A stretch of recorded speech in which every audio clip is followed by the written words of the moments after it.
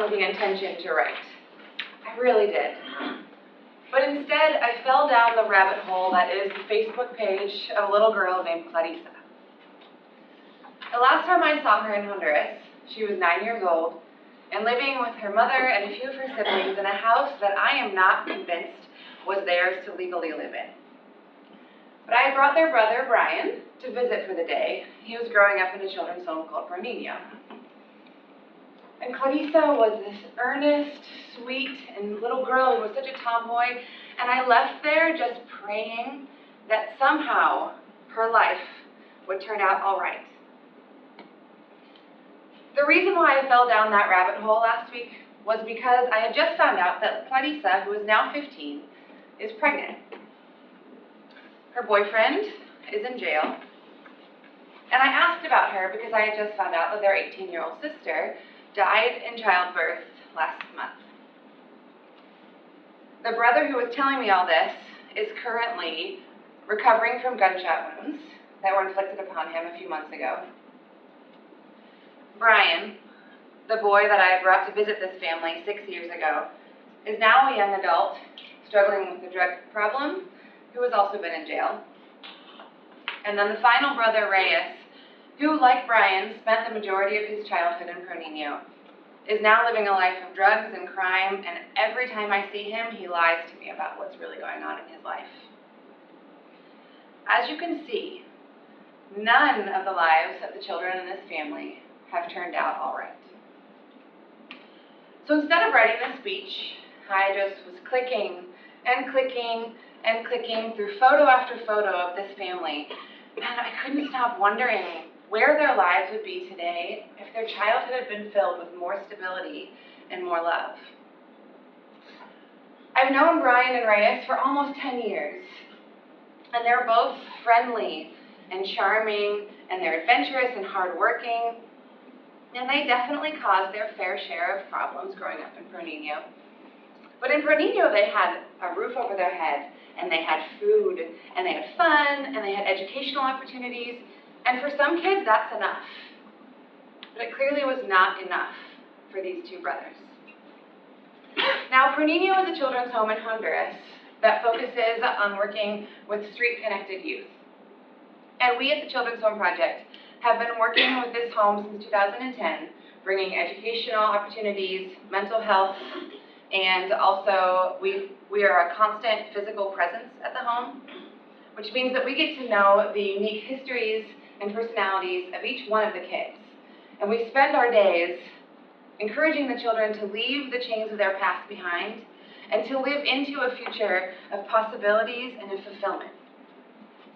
We're kind of like the fun aunt that comes every once in a while and brings gifts and really good advice and takes you on outings, and you know that she just loves you deeply, but she goes home at the end of this trip. But in 2019, our role in Niño is going to be greatly changing. For over 10 years, it's a Dutch organization that has raised 85% of the funds for this home, and at the end of this year, they're nearly entirely withdrawing, which left us with a decision. We could either maintain our role as the fun aunt, but that would mean that at the end of this year, the home will close. These 32 kids that we love dearly will either be reunited with biological family members in what is most likely an unsafe environment, or they'll be sent to another children's home where they have to start all over. And what this means for the majority of them is that within a year or so, they'll end up back on the street. And this is not something that we could be responsible for. So we have chosen option B.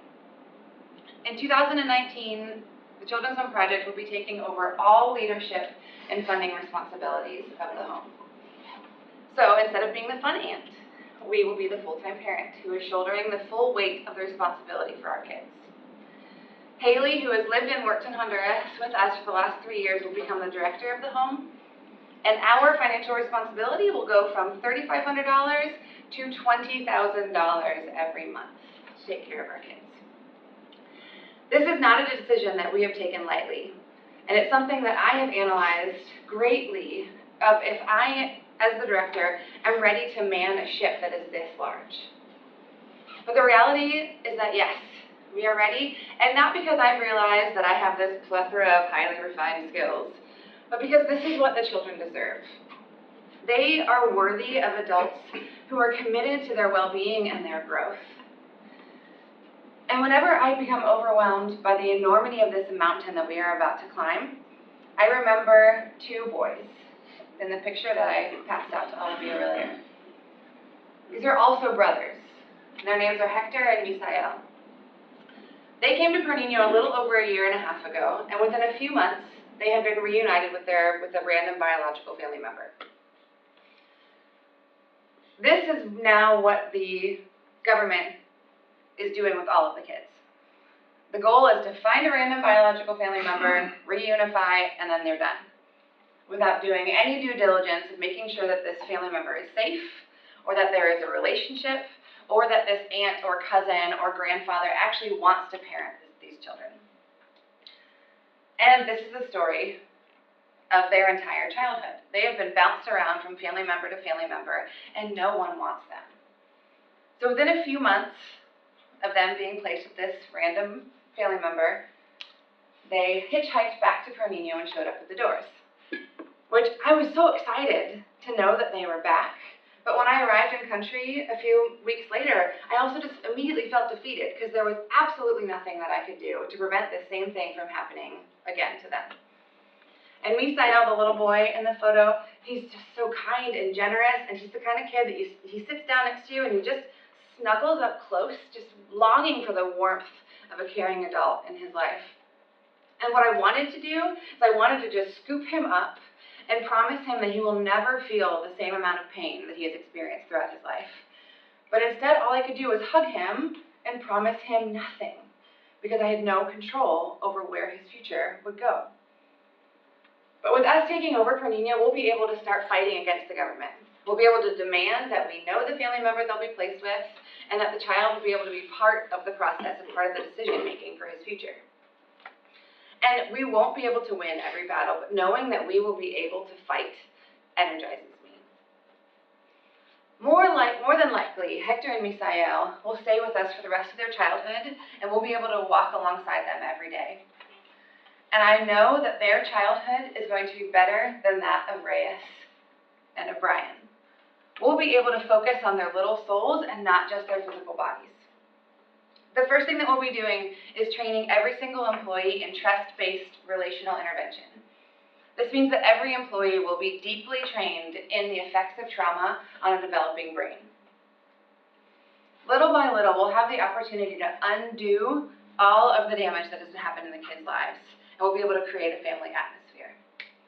It makes me so sad when I think about the young adult lives of Brian and of Reyes, but I get excited knowing that we can make a difference for Hector and for Misael. Thank you.